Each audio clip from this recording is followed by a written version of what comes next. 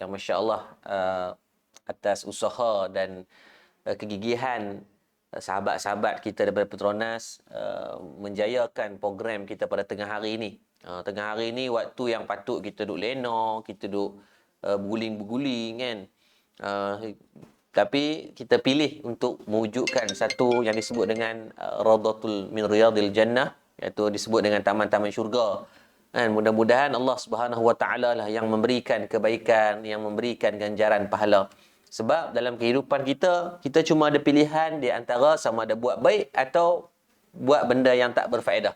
Tak berfaedah ni boleh jadi benda yang tak dapat apa-apa ataupun benda yang boleh menambah dosa. Kan? Tengah hari ni dah buat apa? Kalau tak lena, mungkin duk makan. Kalau tak, duk sembang saja. Kalau tak, tengok televisyen. Kan? So, bila ni adalah kecenderungan bila tengok TV. Kadang-kadang ada tertengok aurat orang.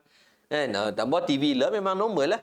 Kadang pengacara program macam ni, tak kisahlah wanita hari ni ke, lelaki hari esok ke, tak kisahlah. Kadang-kadang kita tengok pengacara tu pun mendedahkan aurat kan. Kadang kita nak tengok informasinya, tapi dia sebagai penyampainya kan. Kadang tengok pemberita pun dalam keadaan yang macam tu. So kita yakin dalam kehidupan harian kita sangat banyak dosa yang mungkin kita terbuat yang kita tak sedar. Mudah-mudahan Allah Subhanahu Wa Taala lah yang memberikan keampunan. Moga dengan salah silap kita ni Allah yang memberikan pengampunan yang baik. Baik tuan-tuan muslimin muslimat, Ustaz nak tanya Acap live kat mana? Dekat page Okey baik. So untuk rakan-rakan yang mungkin sedang menonton dekat live melalui Facebook, mudah-mudahan peroleh pahala, mendapat ganjaran kebaikan walaupun dengan kesusahan, dengan kepayahan, tapi masih lagi boleh meluangkan waktu. Saya yakin ada ramai-ramai sekarang tengah nak uruskan anak, tengah nak uruskan suami, uruskan isteri, uruskan pekerjaan, duduk di pejabat dan sebagainya, tapi still boleh buka. Mudah-mudahan ada kebaikannya di situ insya-Allah. Baik. Untuk perbincangan kita dalam tempoh insya-Allah lebih kurang dalam sejam ni, suka kita nak memandang sedikit dari sudut ruang. Saya yakin semua sedang berhadapan dengan kesusahan, dengan kepayahan, dengan macam-macam struggling in our life. Hatta kalau kita tengok, bukan kata yang kita yang kecil-kecil ni, bukan kata kita yang SME, kita yang ikan bilis ni saja, malah industri-industri yang besar di dunia pun terkesan. Petronas sendiri, kalau tengok rekod QR yang keluar daripada Petronas pun merekodkan bilion kerugian.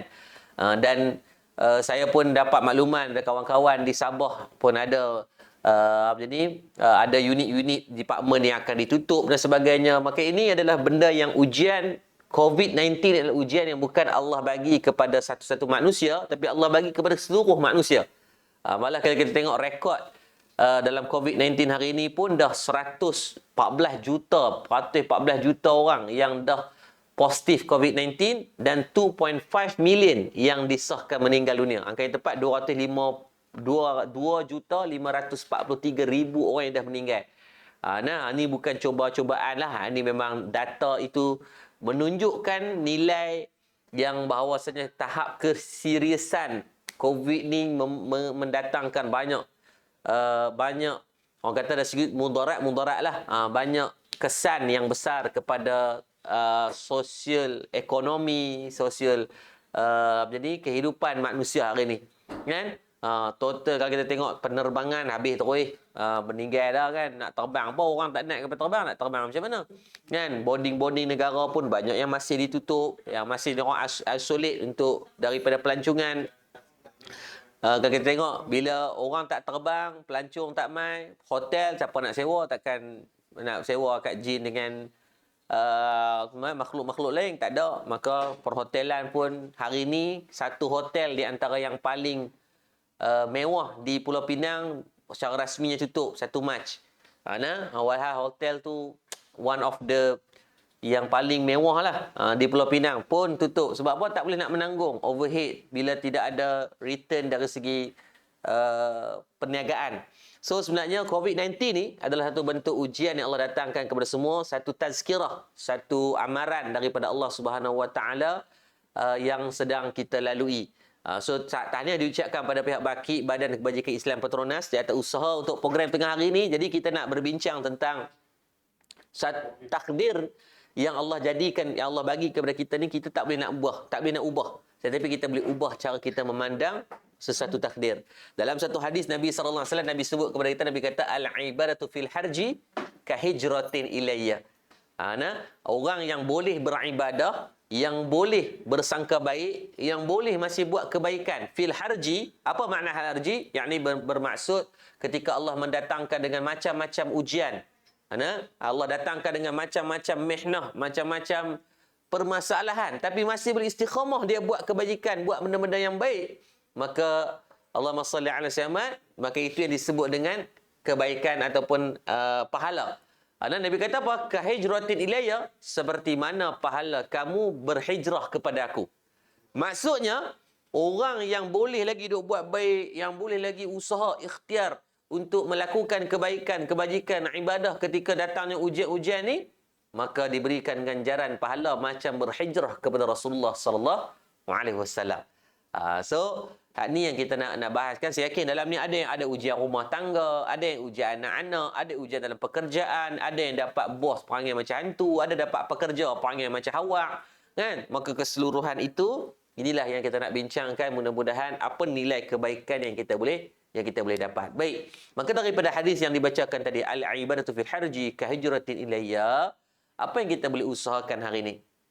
Baik tuan-tuan muslimin muslimat dirahmati Allah. Yang pertama, kata al-Imam Al-Ghazali rahimahullah taala, benda yang boleh kita usahakan, benda yang kita boleh manfaatkan dengan fatrah ujian, dengan fatrah kesusahan yang sedang kita tanggung. Yang pertama, sama-sama kita al-kayyisu man dana nafsahu. Kita memperbanyakkan muhasabah diri tentang iman kita. Sebelum tu saya nak minta jasa baik, ada lebih kurang 100 orang di Facebook. Boleh tak bantu untuk share, bantu untuk tag kawan-kawan kita. Kadang-kadang mungkin kawan kita tengah rehat nak makan nasi, sambil-sambil nak makan nasi, dia buka lah live sambil dia dengar. At least kita boleh menyumbang sesuatu juga. Tuan-tuan, kalau yang menonton ni seorang pun, tetap live kita akan berjalan, sebab saya program hari ini bersama dengan Badan Kebajikan Islam Petronas.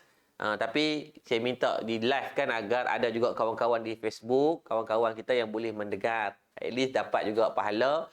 Sekarang pun dekat 100 orang. Mana nak tahu nanti boleh 200 orang, 300 orang. Itu adalah nilai kebaikan yang kita boleh kongsi, insya-Allah.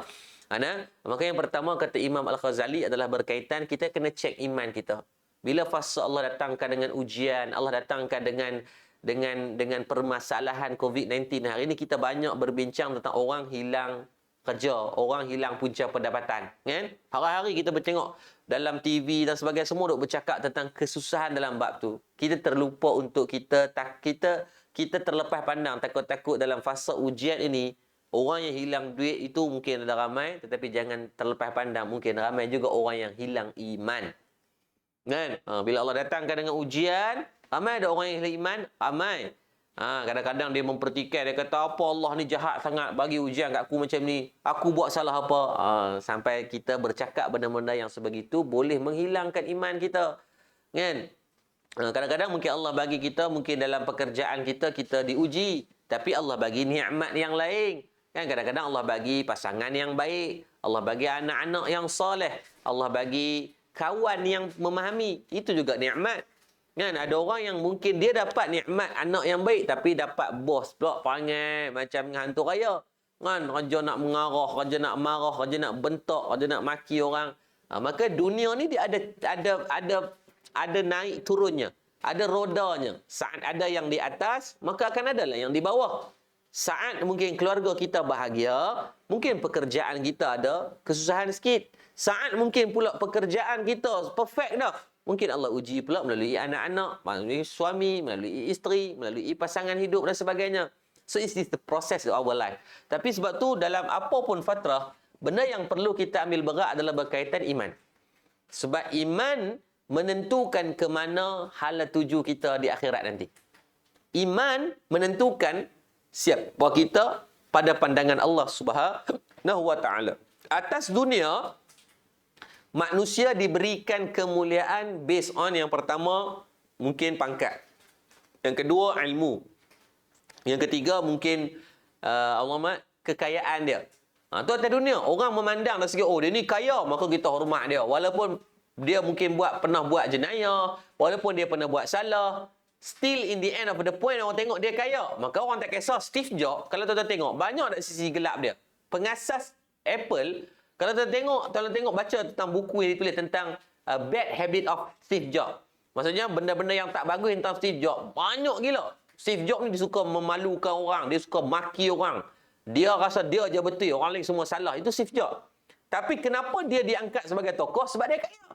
Trend dia tak ada duit. Tak ada siapa nak sembang pasal dia. Elon Musk sama. Kan? Dia memang ada perangai yang ramai staff-staff dia tak suka. Sebab dia suka buat ubah last minute. Dia suka ikut kepala otak dia. Ramai ada orang tak suka.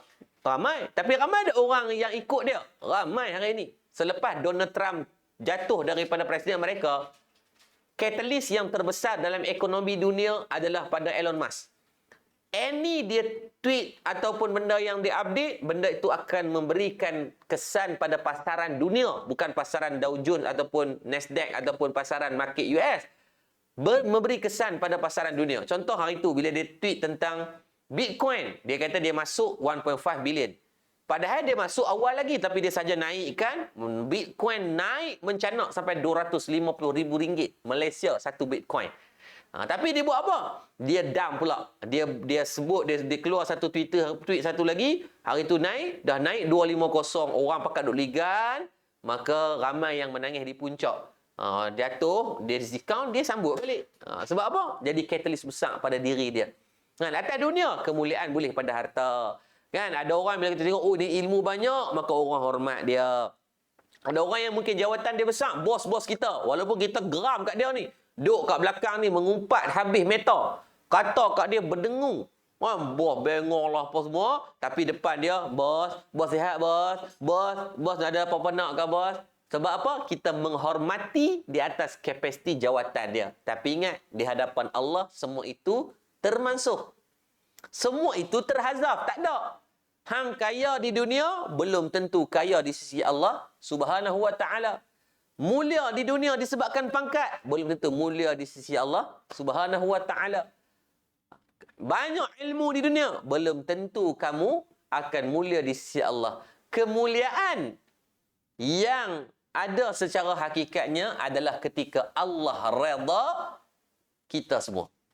Maka sebab tu asas yang fundamental yang paling perlu kita ambil berat adalah berkaitan iman.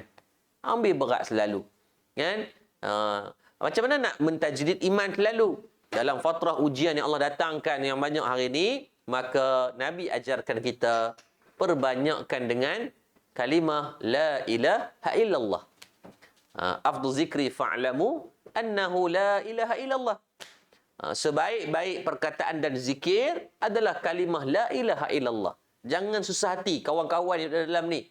Kan? Sama ada yang duduk di Petronas ataupun yang duduk di mana-mana kawan-kawan saya ni. Kan? Jangan susah hati. Kalau tuan-tuan susah sikit di dunia, it's okay. Kalau tuan-tuan tak ada lagi pasangan di dunia, it's okay. Kalau tuan-tuan tak ada lagi anak, dah menikah lama, tak ada anak juga, it's okay. Kalau Allah bagi tuan-tuan ujian yang berat dalam kehidupan, tak apa. Tetapi bimbang yang paling takut kita adalah kita mati tidak ada kedudukan-kedudukan yang baik di sisi Allah Subhanahu wa ta'ala. Jadi jom perbanyakkan. Duk sesaja la ilaha illallah, la ilaha illallah, la ilaha illallah, Muhammadur Rasulullah. Sebab apa? Kalimah la ilaha itu adalah sebaik-baik pada sebutannya. Dan Nabi sebut dalam hadis lain, Nabi kata apa? Man akhiran la ilaha illallah, dakhalal jannah. Barang siapa yang akhir kalamnya mengucap pada kalimah la ilaha illallah, Nabi menjanjikan apa? Syurga pada dia. Orang yang kalimah la sekali, sebutannya menyebut pada kalimah la ilaha illallah, Nabi kata dakhalal jannah. Orang ini akan dimasukkan ke dalam syurga Allah Subhanahu wa ta'ala. Dia kata kalau macam itu senang je ustaz.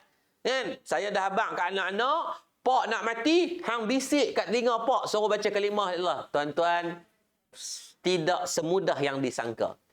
Sebab saat tuan-tuan dan saya sakaratul maut, bukanlah pada siapa keliling kita yang nak menentukan apa akhiran, tetapi diri sendirilah yang akan menjadi pemberat untuk tuan-tuan nak sebut apa yang akhir.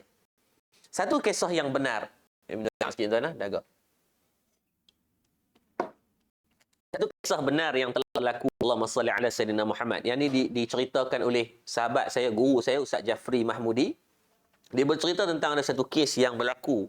Seorang cikgu, Allahumma salli ala Sayyidina Muhammad, yang meninggal dunia ni kita jadikan pengajaran lah. Bukan nak mengaibkan siapa-siapa, tapi kita sama-sama jadikan pengajaran. Seorang cikgu yang pencin, yang duduk dalam keadaan nazak sakaratul maut. Ustaz Jafri kata waktu pergi ziarah, family duk bisik di telinga lah, duk ajak dengan mengucap asyhadu an la ilallah la ilallah Muhammadur Rasulullah, duk ajak mengucap ni. Tapi mak dia tak boleh nak mengucap, tak boleh nak ikut, kerah, tak boleh. Dia macam orang duk bisik tu, dia macam dia tak dengar, macam kena hijab. Dan apa yang mak ni duk ulang adalah dia kata, dia duk tanya anak-anak dia, tukang mai lagi. Tukang buat rumah mai lagi, bayar lagi duit bata kat depa. Dia duk ulang yang tu, dia macam merepek. Dia jadi duduk seorang-seorang. Anak duk bisik, la ilallah mak, dah lah mak, tak suruh cerita bab dunia dah mak, mengucap mak ikut mak. Tapi mak dia dalam mata duk celek tu, duk tanya, tukang bayar lagi, tukang ni lagi, duit bata bayar lagi, duit ni bayar lagi. Sebab apa? Sebab kita ingat, tuan ingat perkataan ni, kita akan mati dengan apa yang kita hidup. Saya ulang, kita akan mati pada kebiasaannya dengan apa kelaziman yang kita hidup. Orang yang banyak mencarut, tuan-tuan kita bimbang mati dalam keadaan mungkin tengah mencarut. Kan, mulut ni terlalu laser sangat. Kan, maki orang dan sebagainya. Kan, kalau orang mai cuit ke tepi ni pun keluar perkataan dalam keng-keng seluar lama dia seluar. Takut mati pun macam tu. Contohnya nak kemalangan, apa perkataan lah kita? Takut sebut BABI, takut sebut mencarut dan sebagainya. So, lazimkan dengan kalimah la ilaha illallah. Perbanyakkan. Sebab itu kelaziman kita. Mudah-mudahan dengan dilembutkan lidah, dilazimkan lidah dan bibir dengan banyak menyebut nama Allah, saat Allah nak menjemput kita pun mudah-mudahan keluar perkataan itu secara nature. Secara naturalnya akan keluar. Tak perlu orang main bisik telinga pun, insya-Allah Allah izinkan. Macam hak yang cikgu tadi, dia duk ulang tu. Tukang ni lagi sebagainya. Sampailah peringkat Allahumma salli ala Sayyidina Muhammad. Benda-benda yang benda tu jadi benda yang aib lah pada keluarga waktu tu. Bila cek balik, bila tanya sebab apa, dia kata dia ni cikgu, dia bukan salah dia sebagai cikgu tu, dia ni ada satu perangai, dia suka berlumba-lumba dengan orang. Jiran dia tukar sofa, dia nak tukar sofa. Jiran cat rumah, dia cat rumah. Kan, jiran dia buat apa pun semua dia akan lomba. Rumah baru cat, tapi jiran cat, dia tak puas hati. Dia cat pula. Untuk apa? Nak ni juga. Maka dalam keadaan yang macam tu, sehinggalah dalam peringkat umur dia dah macam 70-an pun tak jaga ibadah. Dia duk pulun, duk jaga rumah. Perhias rumah, perbesar rumah. Padahal rumah tu dia nak tinggal. Sampaikan tukang tu punyalah kerak duk renovate rumah dia. Barang-barang tukang tu tak bawa balik, tinggal kat rumah dia. So hari-hari itulah pemikiran dia. Hari-hari nak renovate rumah, nak nip cantik apa semua. Bukan kata cantik, Allah suka pada kecantikan. Allah tu cantik dan Allah suka pada kecantikan. Tapi jangan berlebih-lebih. Jangan sampai bawa kepada pembaziran. Baru tukar tiles. Tapi sebab dia tengok jiran tukar, dia tukar juga. So yang lama dipecah-pecahkan, dibazirkan, dibuat yang baru. Maka Allah Rabbi, maka datang bentuk pembaziran dan sebagainya, maka Allah jadikan kematian dia pun dengan apa yang dia hidup. Nak meninggal dah, lafaz lah duk tanya tukang main ada lagi, dia merapu seorang-seorang, dia jadi macam tu. Oleh sebab tu, yang pertama bicara yang perlu kita ambil berat dalam fasa ujian ataupun tidak diuji, pastikan iman itu harus dijaga. Tajdidlah iman bagi elok. Waalaikumsalam warahmatullahi wabarakatuh. Ramai yang bagi salam, saya jawab salam secara umum lah kepada semua. Allahumma salli ala Sayyidina Muhammad. So, saya mohon jasa baik ada 170 orang. Tolong bantu share, tag kawan-kawan kita yang lain agar dia orang boleh juga bersama dengan kita pada slot pada petang ni, insya-Allah, mudah-mudahan. Sementara kita nak lunch ni kan. Sambil-sambil itu kita dengar live kuliah. Tak kena duit pun, free of charge. Ini adalah program anjuran daripada Badan Kebajikan Islam Petronas. Saya cuma datang untuk berkongsi sedikit daripada apa yang ditulis oleh para ulama sahaja. Bukan ilmu saya pun, saya cuma tolong baca agar kita sama-sama dapat perkongsian tersebut. Baik, yang pertama, kata Imam Al-Ghazali dalam fatrah ujian dan fatrah kehidupan sebelum kita mati, pastikan benda yang kena ada, kena usaha untuk cari adalah berkaitan iman. It's not optional but compulsory. Ia bukan pilihan tapi ia bukan kewajipan kepada kita semua dalam bab iman ni. Saling jaga. Ayah saya ajak, sebelum semayang pastikan mengucap. Selepas semayang pastikan mengucap. Sebab kita tak tahu dalam kehidupan kita ni, ya, waktu mana yang mungkin perkataan kita, perbuatan kita yang mungkin telah kita rosak akidah. Bukan, jangan kata dalam percakapan, kadang-kadang dalam nyanyian kita. Kan ada lagu-lagu yang boleh mendatangkan Allahumma shalli alaihi yang boleh mendatangkan pada benda-benda yang boleh mendatangkan kepada mudarat. Contohnya Allahumma salli ala sayyidina Muhammad, ada lagu apa tajuk God is a girl. Tajuk dia kata Tuhan adalah perempuan. Itu kan benda yang bercanggah dengan akidah. Kan? Tapi lagu tu famous God is a girl wherever you are. Allah lagu apa semua tu kan. So dia menisbahkan pada lirik lagu boleh datangkan kepada, boleh jatuh kepada benda-benda yang syirik, benda-benda yang tak betul. Tu lagu. Tu kita duk cakap ni. Ada lagu dulu, kalau lagu-lagu dandut dulu kan, lagu Iwan Mansyah, lagu dia tentang satu album dengan Memori Daun Pisang, dia kata apa, andainya matahari terbit dari barat, takkan goyah cintaku kepadamu. Kan, lepas tu Amalina masuk lagu tu kan. Kan lagu tu, dia kata apa tu lagu tu? Andainya matahari terbit dari barat. Dia kata, maksudnya matahari terbit dari barat. Apa makna terbit dari barat ni? Itu tanda besar kiamat. Tapi kemas tak kemas nyanyi lagu, dia kata apa? Andai matahari terbit dari barat pun takkan goyah cintaku kepadamu. Maksudnya kepadamu waktu itu adalah kepada Amalina. Itulah kepada sifat perempuan. Tuan-tuan, kiamat ni Nabi sebut dalam hadis. Nabi kata suami isteri pun takkan kenal. Mak ayah tak kenal anak-anak. Apatah lagi awek marka, lagilah tak kenal. Tapi dalam lagu nak abang kata, metaforanya nak abang kata, mai kiamat pun aku cinta kau tak habis. Jangan tuan-tuan, itu boleh merosakkan akidah. So akidah kita hari ni, dalam akhir zaman ini, kita sedang bergolak. Hari-hari bergolak.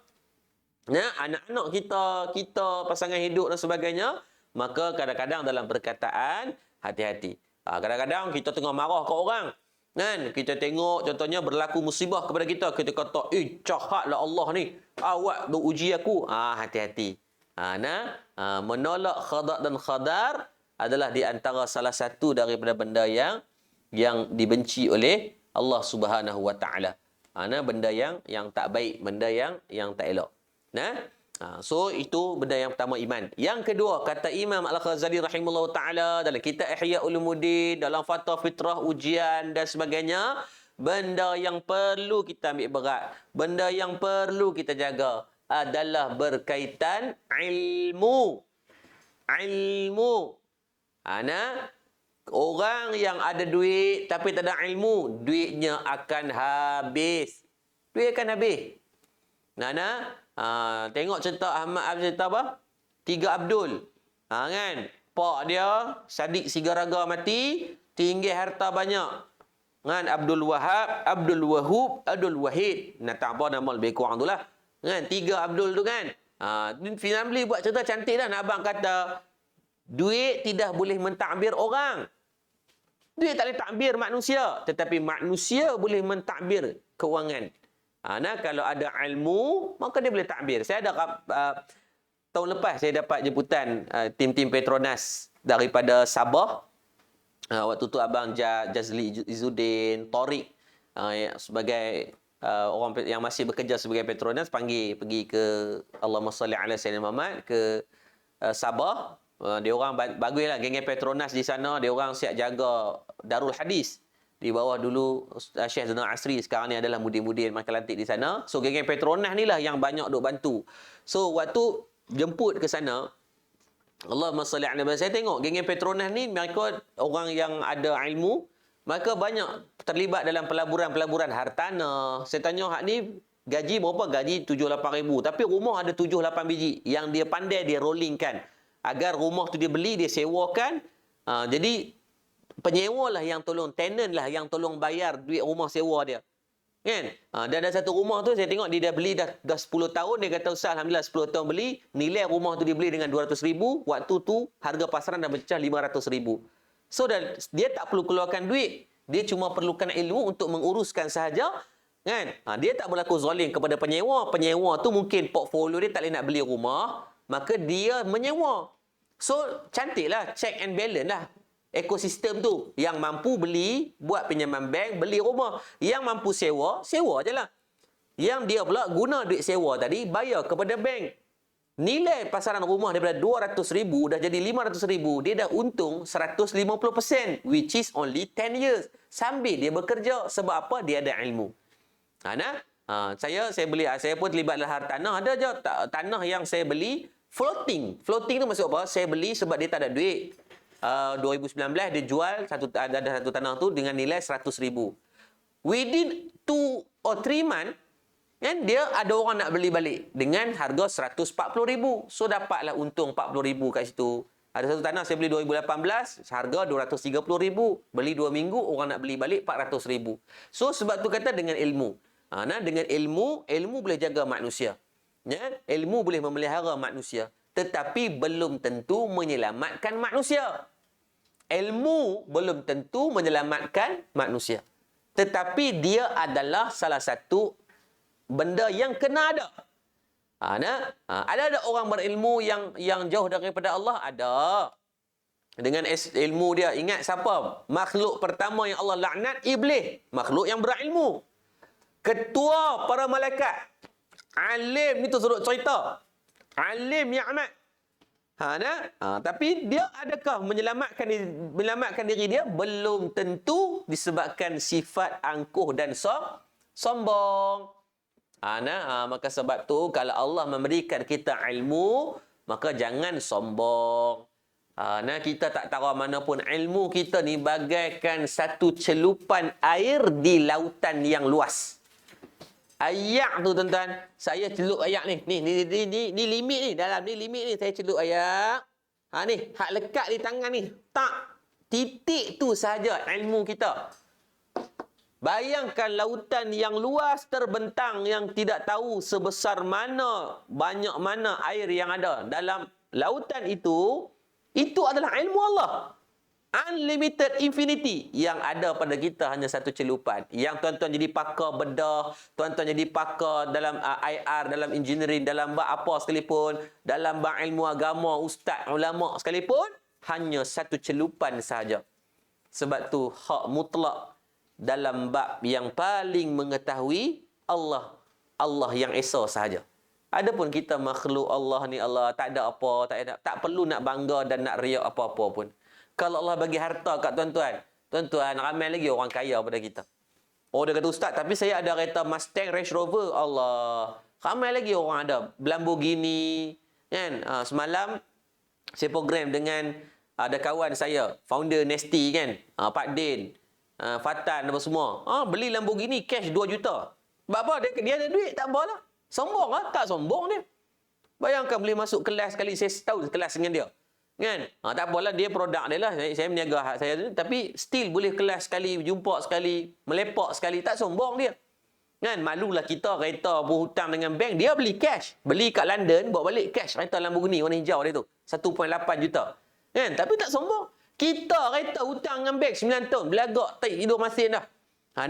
Maka jangan bagi ada sifat sombong. Ilmu wajib kena cari. Senjata yang perlu ada kepada umat akhir zaman adalah ilmu. Adalah ilmu. Tak ada benda lain. Tapi belum tentu menyelamatkan kita secara mutlak. Tapi mudah-mudahan itu adalah rukun yang kena ada. Mesti kena ada ilmu. It's not optional again. It's still compulsory, kewajipan kepada kita. Sebab apa? Dalam ibadah kita perlukan ilmu. Tuan-tuan nak semayang, kena ada ilmu tak? Kena ada ilmu nak semayang. Kan? Boleh kan bering tungging naik terbalik. Sudah ada bacaan dia, ada rukun dia. Rukun pula terbahagi. Rukun khawli, rukun fi'li, rukun qalbi. So, semua benda tu melibatkan pada ilmu. Contoh nak main bulan Ramadan nanti. Bila nak main bulan Ramadan, kita dah belajar dah, prepare dah. Dah study dah tentang apa fadilat Ramadan. Kan? Ni bulan Rajab, kita pakai rambut semayang sunat. Ni puasa sunat, Isnin Khamis, hari-hari putih, hari-hari hitam kita mula dah solat sunat. Kan dapat puasa sunat, dapat pahala. Sebab dalam riwayat sebut, kata Aisyah radhiyallahu anha, Rasulullah bila masuk bulan Rajab, Nabi dah mula dah maraton. Nabi dah mula dah memperhebat dan memperbanyakkan ibadah. Padahal masih ada bulan Rajab, masih ada Syaban, tapi Nabi dah mula dah momentum daripada sekarang. Maka sebab tu kita kalau ada ilmu, sonok kita. Cuba tengok bila tuan-tuan yang baca surah yang tuan-tuan tahu. Kadang-kadang kita pergi Mekah, kan kita pergi Mekah, kita baca, kita dengar Imam Misyari baca, Syekh Jibril baca, Imam Masjidil Haram kan. Bila dia baca tuan-tuan, kan dia baca tu kita dengar tu, kita dengar Allah syahdu, kita dengar imam menangis. Kan dia baca Bismillahirrahmanirrahim Ar-Rahman 'Allamal Qur'an Khalaqal Insan sampai pada ayat Fabi ayyi ala'i rabbikuma tukadziban Kullu man 'alaiha fan. Dengar dia nangis. Lepas tu dia ulang. Kullu man 'alaiha fan. Dia riau dia lagi. Kullu man 'alaiha fan. Dia riau. Kita duduk belakang ni, walaupun kadang-kadang kita tak faham apa dia baca, kita riau juga. Sebab apa kita dengar dia emosi? Dia faham. Ayat tu cerita pasal apa? Fabi ayyi ala'i rabbikuma tukadziban. Maka berapa banyak lagi nikmat Allah yang nak kamu dustakan. Allah tanya kita ni, hang ni nak bohong apa lagi dengan Allah ni? Hang ni nak dusta apa lagi dengan Allah ni? Kullu man 'alaiha fan. Setiap yang ada ni pasti akan binasa. Tu imam tu sedih baca, ya Allah, kita ni semua akan binasa, harta kita akan tinggalkan, semua kita akan tinggalkan, anak bini malah ketinggalan. Sedih dia. Tapi kita yang tak tahu pun sedih juga. Bayangkan kalau tuan-tuan tahu. Tuan-tuan faham. Itulah ilmu. Nikmat pada ilmu ni, bila kita buat sesuatu kita tahu. Doktor, dia sonok jadi doktor sebab dia faham apa yang dia buat. Dia boleh bantu orang yang sedang sakit untuk jadi asbab pemudah cara bagi ubat yang betul. Kan? Kita sebagai engineer, kita boleh dapat, contohnya kita buat kajian, kita dapat satu tempat yang ada minyak. Juga perlukan ilmu. Cuba tanya kawan-kawan kita di Petronas, kau hari-hari duk ambil bawa cangkui. Setelah Petronas dah bawa cangkui tak? Buat apa? Duk pergi cari minyak. Hampa tahu mana? Sajalah, korek lah, jumpa lah. Tak. Mereka ada judgement, mereka ada SOP yang mereka kena buat untuk mendapatkan kat mana ketepatan yang paling ada probability yang tinggi. Adalah ukuran dia, indikator dia. Bukan korek yang semua tempat. Kan? So ada tempat dia. Kita sebagai pomen pun kena ada ilmu pomen. Bukan boleh membuka ikut teradap je. Kan? Ni kereta, tayar pancit, dia pergi tukar enjin. Tak selesai masalah. Maka sebab tu dalam hidup, benda yang paling mustahak selepas daripada iman, haruslah seorang manusia itu memiliki ilmu. Mencari ilmu. By hook or by crook. Kena ada. Suri rumah. Dia kata, Ustaz, saya suri rumah. Suri rumah kena ada ilmu. Kalau tidak, mana mungkin kamu nak boleh mendidik anak-anak dengan baik. Mana boleh didik anak dengan baik kalau mak pun tak cerdik. Mak pun tak cerdik. Pergi kedai, beli gula RM2 5 kupang. Bagi RM5. Tapi tak erti apa. Mak ni tak sekolah, dah tak sekolah, tak cerdik, tak mau pergi mengaji tempat lain pula. Kan? Bagi tukang kedai tu bagi balik RM1 kat dia. Dia tak tahu. Padahal baki patut RM2.5. Anak tu tengok, Allah, mak aku tak cerdik sungguh. Kan? Maka tak boleh juga. Betul orang kata orang perempuan ni tak sedap mengaji tinggi-tinggi lah, nanti duduk kat dapur juga. Tak apa. Biar duduk di dapur sebagai orang yang berpendidikan lebih baik daripada duduk di dapur sebagai orang yang tak berpendidikan. Kan? Sebab apa? Pendidikan tu kita dengar Allah. Kalau tidak ada nilai di dunia pun, tetap Allah pandang. فَمَنْ يَعْمَلْ مِسْقَالَ ذَرَّةٍ خَيْرًا يَرَهُ. Dan Nabi sebut dalam hadis, barang siapa orang man salaka tariqan yaltamisu fihi ilman. Orang yang duduk di atas jalan menuntut ilmu ni, kan, sibuk dengan majlis ilmu ni, adalah jalan-jalan untuk memudahkan. Sahhallahu lahu tariqan ilal jannah. Dipermudahkan baginya jalan untuk masuk ke dalam syurga Allah Subhanahu wa taala. Isteri saya sekarang sambung mengaji. Tak apa, saya kata pergi sambung mengaji. Tak apa, susah nak jaga anak, susah urus, kita susah sama-sama lah. Kan? Tak apa nak mengaji lagi. Pergilah, tak ada masalah. Nak belajar masak, pergilah. Nak belajar berenang, pergilah. Nak main apa pun, buatlah selagi mana di atas unsur ilmu, sama ada ilmu dunia ataupun ilmu akhirat, cari. Sebab kita mencari ilmu bukan di atas kita nak kepada kemuliaan dan pengiktirafan manusia, tapi nak kepada redha Allah Subhanahu wa taala. Yang ketiga, Yang ketiga, insya-Allah kita ada 15 minit. Yang ketiga, benda yang perlu ada kepada seorang manusia dalam fasa ujian, fasa penuh dengan mihnah tribulasi ini yang disebut sebagai amal. Dah ada ilmu, kenalah beramal. Dah ada ilmu, kena beramal lah. Takkanlah kita macam kita lah, kerja takkan tak mau gaji. Maka sama, penggajian dari segi susah, payah kerja kita adalah dengan gaji. Kesusahan daripada menuntut ilmu adalah pada pengamalan ilmu tersebut. Kita dah belajar, dah buat puasa sunat ni dapat fadilat sekian-sekian, kita buatlah puasa sunat. Kita dah belajar dah tentang ilmu sekian-sekian. Maka kena mengamalkan ilmu. Kalau tidak, kita zalim pada hak ilmu tadi. Siang kat tok guru kita pula mengajar. Kan tiba-tiba tak ada seduit pun kita guna ilmu dia. Rugilah. Dia tak rugi, dia dapat pahala dah dia mengajar, tapi pada kita lah kita menzalimi hak ilmu tadi. Sebab tu dalam beramal ni, just buat apa yang kamu ada di tangan sekarang, mulakan sekarang. Ramai orang berimpian benda yang dia tak ada. Dia kata, seronoknya tengok Ustaz Iblik Liu duk derma. Kalau jadi macam dia aku nak derma. Tak perlu jadi Ustaz Iblik Liu. Tuan-tuan jadi diri tuan-tuan dan memberi. Arwah Tok Guru Harundin dia pesan apa? Dia kata, Allahumma salli alaihi wasallam, dia kata, bersedekahlah sampai kamu jadi kaya. Bukan tunggu kaya, baru nak sedekah. Berkongsilah ilmu sampai kamu alim. Jangan tunggu alim, baru nak berkongsi ilmu. Ni kalam yang cukup saya pegang, apa yang almarhum Tuan Guru Datuk Harundin share. Maksudnya kata apa? Jangan tunggu kaya baru nak sedekah. Bagi dengan apa yang ada dalam ni. Kalau dalam poket ada 5 kupang, bagi 5 kupang, apa masalahnya? Kan dalam poket tak ada duit, di rumah ada nasi lebih, goreng nasi goreng, pergi hantar kau orang. Kan? Tengok anak jiran kita nak pergi sekolah, kita panggil dia, mak, ni makcik buat nasi goreng, makanlah. Kita nak pergi tempat kerja kita, singgah beli kuih kat tepi jalan, kita pun tengok, ada duit baki 5 kupang, 2 kupang. Kan kita beli kuih 2 biji, duit ada RM1, kita bagilah RM1 kat dia. 2 biji tu kita ambil, makan. So harga dia 4 kupang, 8 kupang, adalah bagi 2 kupang. Kita abang kak, saya sedekahlah 2 kupang ni. Kan dapat pahala. So dalam memberi, tidak wajib banyak. Wa'mal ma syi'ta fa innaka majziyun bihi. Tak perlu pun bagi dengan nilai yang besar, bagilah dengan apa yang kamu ada. Seadanya. Dah cukup, fair enough.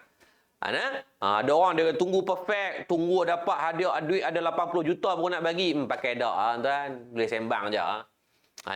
Bab menangguh-nangguh dalam beribadah ni benda yang makruh. So start, do it now with what you have now. Don't jadi just duk fully dream. Duk berimpian, aku kalau dapat macam ni baru aku nak buat macam ni. Jangan berkira-kira macam tu. Start now. Fikirkan apa amal yang kita boleh buat dengan. Kalau kita, ustaz, saya tak ada ilmu apa-apa, ustaz, saya cuma suri rumah. Tak apa, share tentang masakan. Kan? Buat video, tak payah tunjuk muka, tak apa, tunjuk masakan kita. Assalamualaikum guys, ini saya ajak cara buat masak lemak. Assalamualaikum guys, hari ini saya ajak cara untuk masak nasi. Masak nasi boleh ajak tak? Boleh. Ada je orang tak erti masak nasi, jangan ada buat pasal. Saya pernah jumpa orang yang tak erti masak nasi. Kita kata, masak nasi ni senang sangat kan. Basuh beras, lepas tu celup ayam, adalah teknik-teknik dia tu. Bagi satu jari dan sebagainya. Tak mau bagi nasi lembek apa semua. Buat. Ada orang tak ada. Tak tahu. Tonton ajaklah. Kan? Hai, Assalamualaikum guys. Hari ni saya ajak cara goreng ayam. Goreng ayam pun. Tuan-tuan tak percaya, tuan-tuan buka YouTube sekarang. Cuba tengok. Tuan-tuan tulis dekat search tu cara goreng ayam. Tuan-tuan ada 400,000 orang tengok cara goreng ayam. Tuan-tuan tulis how to open the door. Ada 14 juta orang tengok cara buka pintu. Kita tak boleh brain ni. Cara buka pintu pun dia ajak. Tuan-tuan tak percaya, tulis sekarang. How to open the door dekat YouTube. 14 juta orang tengok how to open the door. Ustaz, saya tak tahu nak buat apa. Tuan-tuan tulis tengok cara bernafas. Dia pun ajak cara bernafas. 2 juta orang tengok cara bernafas. Menafas ni tak ada orang ajak pun kita kerti. Tapi orang yang mungkin ada masalah jantung, kan, bernafas, dia sesak nafas, dia ada cara kaedah, dia kena urut kot ni, kena buat tepuk dada dan sebagainya. Ada tak cara? Ada pada pakar-pakar yang mereka ajarkan. Malah dekat Facebook ada, dekat YouTube tu ada video cara tak buat apa-apa. Memang video tu saya try tengok 9 minit, dia tak buat apa-apa 9 minit saya buang masa. Kan? Tapi ada tak orang tengok? Ada. So tuan-tuan boleh buat apa? Buat. Buat sharing konten. Assalamualaikum, tulis Assalamualaikum, hari ni saya nak share cara nak bangunkan anak waktu persekolahan. Kan hari ni hari pertama persekolahan, minggu ni agak struggle sebab anak dah rehat lama 6-7 bulan, tiba-tiba nak bangunkan dia pergi sekolah balik. It's very tough for every parent. It's not just in Malaysia, for the world mengalami benda yang sama. So tuan-tuan yang ada kepakaran boleh bangunkan anak tanpa buat anak beban, merajuk, menangis, ajarlah orang. So dalam bab beramal semua boleh buat. It's not just for human. Bukan hanya beramal kepada manusia, beramal juga boleh kepada makhluk-makhluk yang lain. Berlaku ihsan pada binatang itu juga adalah amal ibadah. Kan? Pada tumbuh-tumbuhan juga amal ibadah. Kita tengok kawasan ni, pokok habis tak ada. Kita pun nak rajin pilah tanam pokok, dapat pahala. Tugas buat apa? Saya setiap hari, tugas saya adalah menyiram pokok lalang. Boleh? Lalang kita siram pokok walaupun tak kena siram juga sebab apa? Nak pahala. Kan, buat mungkin lalang tu kan dia boleh jerak ayat hujan. Saya pun tak tahulah benda apa. Maksudnya tak ada kerja apa. Tugas saya hari-hari pergi tanam rumput. Rumput untuk rumah sendiri tak, untuk nak bagi kambing lembu makan. Tetap dapat pahala. Pegang satu benda. Kita beriman dengan Allah yang Maha Kaya. Allah boleh memberikan kepada kita tanpa kita buat apa-apa. Tapi tugas kita sebagai hamba, kena buat semua benda. Untuk kita nak mendapatkan rahmat Allah, we trying hard and all out for what are we doing now. And for the future lah, untuk akan datang. So, benda ni kena jaga. Macam hari ni, usaha daripada pihak Badan Kebajikan Islam Petronas, mereka buat program macam ni. Saya yakin dia orang pun sibuk. Kan? Dia pun kalut. Tapi usahakan juga untuk anjurkan program, panggil penceramah-penceramah, daripada ustaz-ustaz tu duduk bergolek saja atas katil, jom main ceramah sekali. Dapat pahala juga. Yang menyampaikan dapat pahala, yang menguruskan dapat pahala, yang mendengar dapat pahala, yang tukang share dapat pahala, yang tukang tag dapat pahala, yang duduk saja dapat pahala, yang tak buat apa-apa rugi. Kan? Patutnya waktu-waktu ni ada banyak channel. Kita ada Spotify, kita ada YouTube, kita ada Facebook, kita ada yang baru Clubhouse. Semua tu berbentuk perkongsian. Take opportunity itu untuk dapatkan pahala. Walaupun tengah goreng ikan, tapi goreng ikan yang kamu dapat pahala dengan mendengar majlis ilmu. Walaupun tengah mungkin uruskan basuh baju, uruskan anak-anak, uruskan suami, nak gelentir suami ke apa, buat pahala. Banyak ruang-ruang yang boleh. Maka beramal. Beramal ukurannya bukan pada kesempurnaan tetapi effort dan usaha kita. So start doing now. Jangan tangguh. Karena dalam kehidupan ada orang yang dia dengar dan dia terus dengar tanpa dia buat apa-apa. Ada orang yang dia dengar dan terus amalkan. Dan saya doakan semua sahabat-sahabat yang ni, mereka daripada kalangan golongan orang yang mendengar dan mengamalkan pada apa yang mereka belajar. Sebab itulah yang nak melengkapkan ilmu. Kalau tak kita sekadar belajar je lah. Walaupun dengan sekecil-kecil amal, jangan bimbang. Allah tetap memberikan kurniaan dan juga pahalanya insya-Allah. Dan yang terakhir, yang keempat kata Imam Al-Ghazali rahimahullah ta'ala, dalam fasa ujian, dalam kehidupan kita hari ini, kena ada ikhlas. Ikhlas. Kena ada. Ikhlas ni benda yang tak nampak. Para ulama membuatkan tamsilan, makna ikhlas ni seperti mana semut hitam duduk di atas batu yang warna hitam, di tempat yang gelap, yang tak ada apa-apa pencahayaan.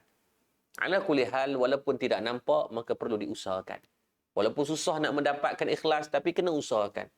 Kata guru saya, ikhlas ni benda yang tak nampak. Jadi, proses yang kena ada, yang pertama, kena ada mujahadah. Ikhlas ni kena ada mujahadah. Tuan-tuan tak percaya, cuba tengok. Hari ni kita dah start mula jaga semayang.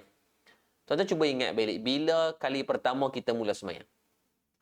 Bila kali pertama? Tuan-tuan masing-masing tahulah. Bila start mak ayah kita paksa kita semayang tu bila? And then, from that moment, daripada mula kita semayang, adakah kita ikhlas? Saya rasa saya sendiri pun tak ikhlas dulu. Kena paksa kat sekolah kan? Kena paksa. Mak ayah selalu tarik telinga kalau tak semayang. Kan? Semayang ni kata Allahu Akbar. Dalam hati kata, orang nak main bola, kalau nak suruh semayang. Waktu tu, kan? So tak ikhlas kita buat, tapi ulang. Mujahadah. Kan mujahadah lama kelamaan alhamdulillah. Tak ada siapa paksa, tak ada siapa suruh pun kita dah sembahyang sendiri hari ni. Kalau pagi tadi tu tak bangun subuh, tu tapi pejabat, ada orang tahu ke? Tak ada. Mana ada kat skrin ni naik Pak Long tak sembahyang subuh. Tak ada. Tak ada cok pun. Tapi kita dengan Allah, kita sembahyang sendiri. Itu mudah-mudahan itu di antara tanda-tanda ikhlas kita melakukan ibadah tanpa dipaksa dan tanpa disuruh pun. So kena usaha, kena mujahadah. Yang kedua kata guru saya nak dapatkan ikhlas, istiqamah. Lepas mujahadah dan susah payah dah ni, maka istiqamah. Konsisten dalam bahasa kita. Berterusan kita ulang-ulang buat, insya-Allah. Mudah-mudahan Allah memberikan kebaikan dan manfaat agar benda itu dapat dijadikan sebagai darah daging yang ikhlas dalam kehidupan. Dalam bab menderma pun sama. Orang kata ni derma tunjuk ke orang dan sebagainya, bukan ikhlas. Jangan hukum. Yang nak memberi, yang melayakkan hanya Allah. Bagi pahala ni Allah, bukan tugas kita. Cuma kita buat. Ada orang nak beriman dengan yang dia kata, Ustaz, kami bagi dekah, kami tak mau bagi tahu ke orang. Pun berpahala? Ya. Tetap ada hadis Nabi. Yang bagi nak tunjuk pun tetap ada hadis Nabi. Nabi kata barang siapa yang menunjukkan satu kebaikan dengan niat orang nak bagi orang ikut dan orang buat, maka dia akan dapat pahala sebanyak mana orang yang buat tu. Maksudnya kita tunjuk ke orang, kita bagi banyak zakat. Ini kita pun, abang kata, Alhamdulillah boleh buat zakat tahun ni sekian-sekian. Bukan niat untuk nak menunjuk kata kita ni baik atau riak apa semua, tak. Niat dalam hati saya, ya Allah, aku buat ni sebab aku nak bagi orang ada inspirasi. Untuk orang pun keluar zakat juga. Maka, orang boleh ikut, ui, seronoknya tengok. Kan? Saya tengok guru saya Haji Asri, dia buat keluar zakat 1 juta. Daripada kelas saham dan sebagainya, keuntungan saham dia 1 juta. Saya, salih aku kena buat juga. Maka saya mungkinlah tak ada sebanyak tu. Saya mungkin puluh-puluh ribu zakat saya untuk 2020 dalam mungkin puluh-puluh ribu saja. Tapi saya ada impian untuk saya tahun 2021, saya nak keluarkan zakat 100 ribu ringgit. So in order for me to get around 100 ribu ringgit zakat, saya kena dapatkan sekitar 2.5 juta profit. So, saya by hook or by crook, saya kena carilah. Kena ada impian. Kita tengok guru kita buat. Saya tengok guru kita, Bang Jazli, keluarkan zakat banyak. Saya tengok guru kita, Kak Arus. Saya tengok guru saya buat macam tu. Saya nak ikut mereka. Saya nak jadikan mereka sebagai idola dan teladan saya untuk saya buat benda yang sama. Saya tengok Datuk founder Dinex baru ni kan, dia cerita tentang very humble person and he's making a lot of donation, a lot of contribution. So I am taking them as my benchmark for me to do what they are doing. Kan? Why not? So semua kita duduk di atas muka bumi Allah, just buat. Jangan takut apa orang nak kata. Sebab tu kata ulama dia kata apa? Meninggalkan sesuatu kerana manusia adalah perbuatan syirik. Maksudnya kita buat satu benda tak mau, aku tak mau sedekah sebab orang kata aku baik. Maksudnya kita meletakkan seolah yang memberikan sebab, yang memberikan mudarat, yang memberikan satu benda adalah manusia. Tak buat satu sebab manusia ni, kita tinggal. Tak jadi nak sedekah, tak jadi nak puasa, tak jadi nak buat satu kebaikan ibadah sebabkan manusia. Seolah kita rasa dia tu bagi sebab pada kita. Dia bagi mudarat, dia yang bagi sesuatu pada kita. Maka itu adalah tanda-tanda syirik. Melakukan satu sebab manusia boleh menjadi riak. So, dan nak buat apa? Buat je lah. Allah yang tentukan. Idea kita ni buat sebab manusia ke, tak buat sebab manusia kan, buat. Kalau kita buat satu sebab manusia pun, aku buat sebab pak mentua aku semayang. Boleh jadi perbuatan itu riak. So, dua-dua dosa besar. So, nak buat macam mana? Buat. Terus buat. Gantung kepada Allah. Ya Allah, apapun niat ni sekarang, Ya Allah, terimalah amalan ni, Ya Allah. Dalam kekurangan pun Allah terimalah, Ya Allah. Mudah-mudahan Allah memberikan pengampunan dan kebaikan kepada kita. So, 4 benda ni kita recap balik. Yang pertama tadi iman, yang kedua ilmu, yang ketiga amal, dan yang keempat ikhlas. By hook or by crook, this is the thing yang perlu kena ada pada kita. Dengan fasa ujian ni, jadikan dia sebagai pahala.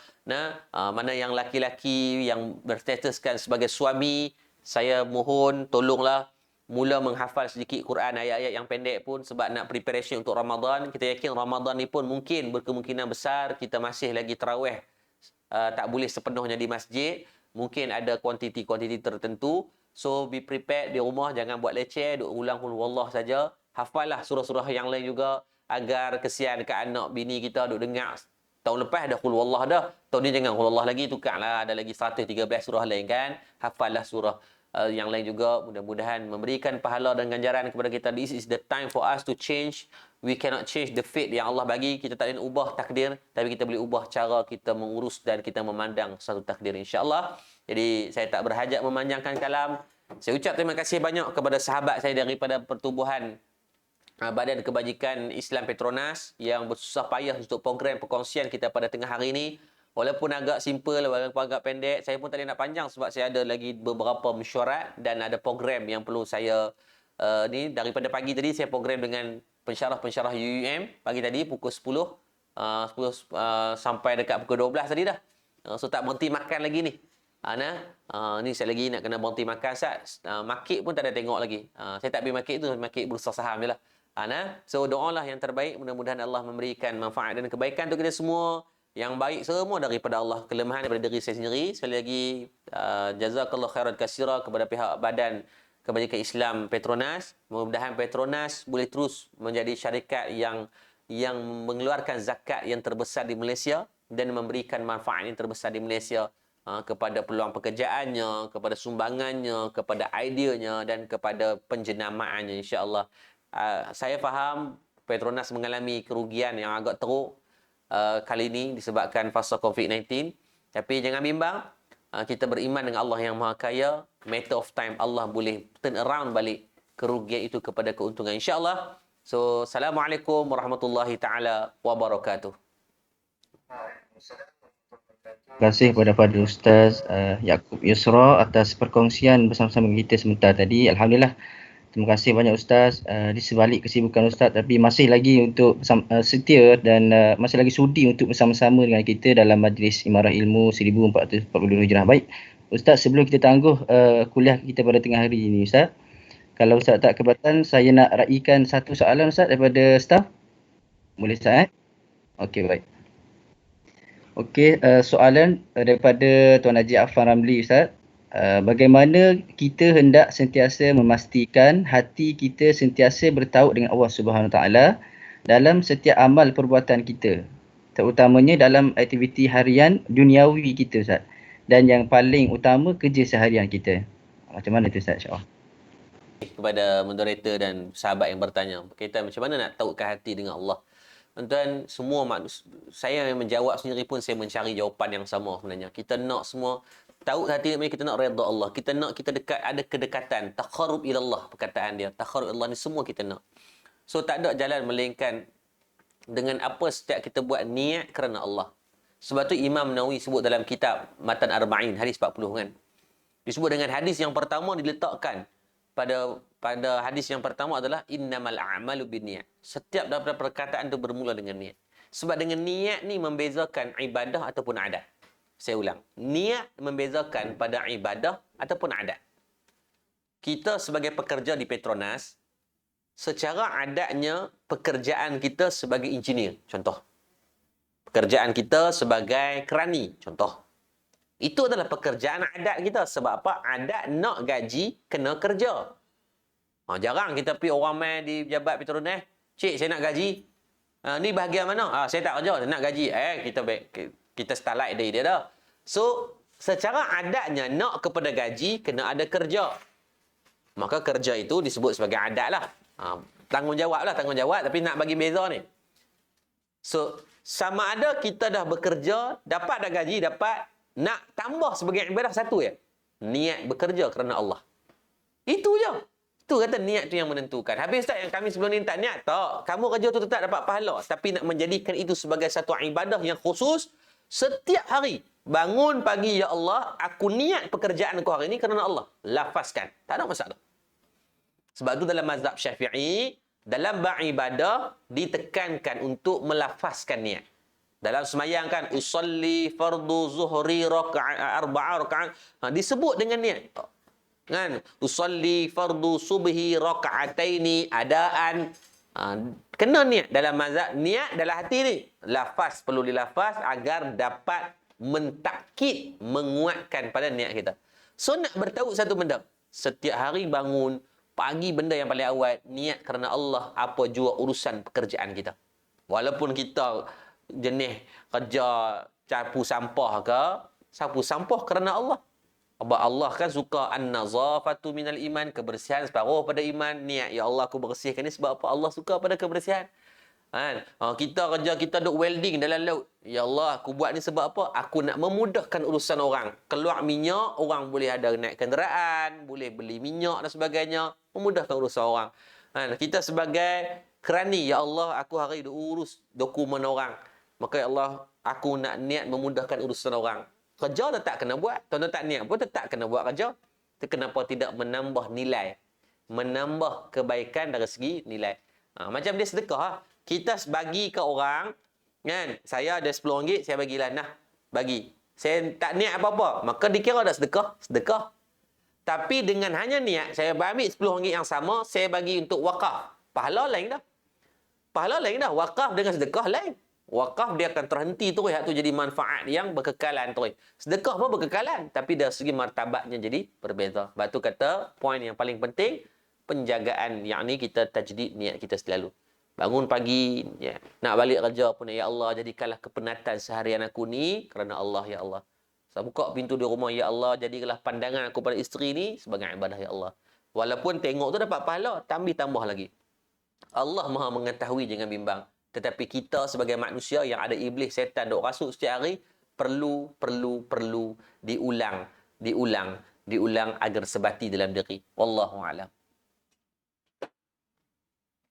Terima kasih banyak kepada Ustaz atas pencerahan. Terima kasih juga kepada Tuan Najafan atas soalan.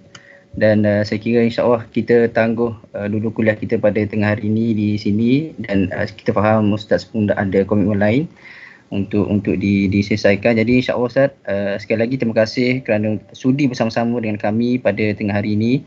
Terima kasih juga kepada semua staf yang sudi melapangkan masa untuk menghadiri majlis Imarah Ilmu. Teruskan bersama-sama dalam majlis Imarah Ilmu pada setiap hari, kerana kita ada pada esok kita akan bersama-sama dengan Profesor Dr. Arif Kasmo dalam slot Al-Quran dan Sains. Pada hari Rabu kita akan bersama-sama dengan Ustaz Haji Husaini dalam segmen Mudahnya Fiqh. Dan pada hari Khamis kita akan bersama-sama dengan Ustaz Syahari dalam segmen Ibrah.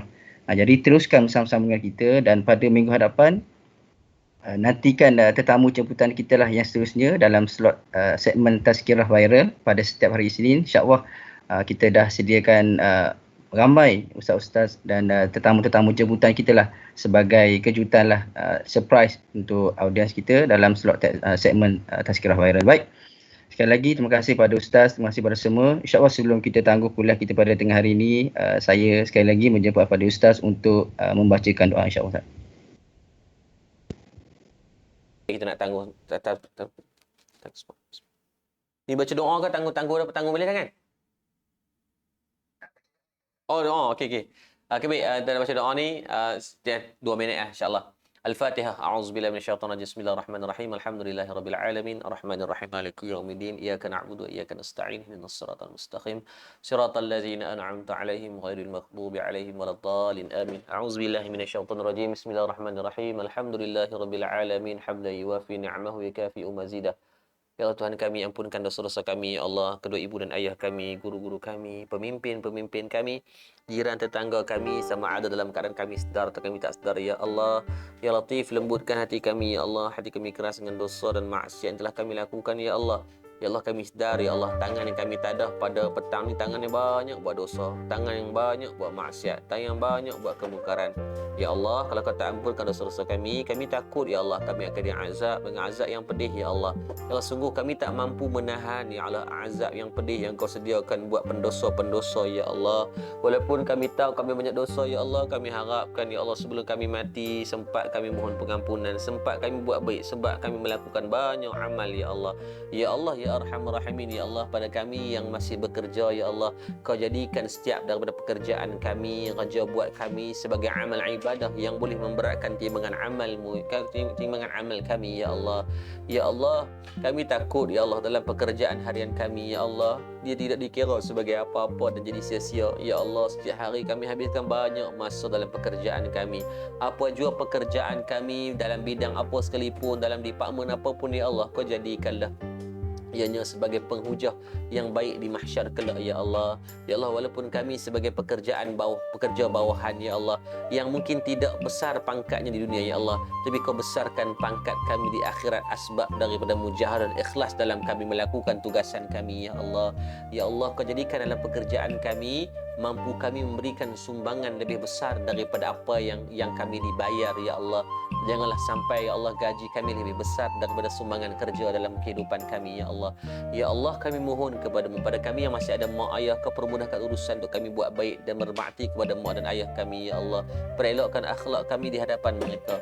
Lunak rendahkan suara kami saat kami berbicara dengan mereka. Andai ada kesalahan, kekurangan, Kau mohonkan, izinkan kami segera di dunia, kami mohon kemaafan ya Allah.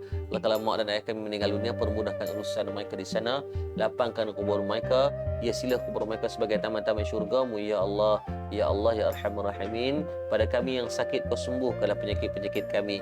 Pada kami yang jahil, kurniakan kefahaman ilmu kepada kami.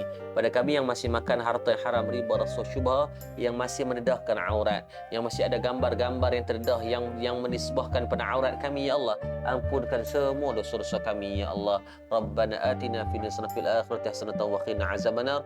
Allahumma barik lana fi Rajab wa Sya'ban wa ballighna Ramadan. Ya Allah, Kau masukkanlah kami dengan bulan Ramadan, temukan kami dalam Ramadan. Ya Allah, Kau jadikanlah kami sebagai hamba-Mu yang mengambil manfaat dan fadilat sepenuhnya daripada bulan-bulan yang Kau muliakan ya Allah, dengan ibadah-ibadah yang Kau sediakan buat kami ya Allah. Rabbana atina fid dunya hasanah fil akhirati hasanatan wa qina azabannar. Walhamdulillahi rabbil alamin. Taqabbalallahu minkum minna minkum taqabbal ya karim.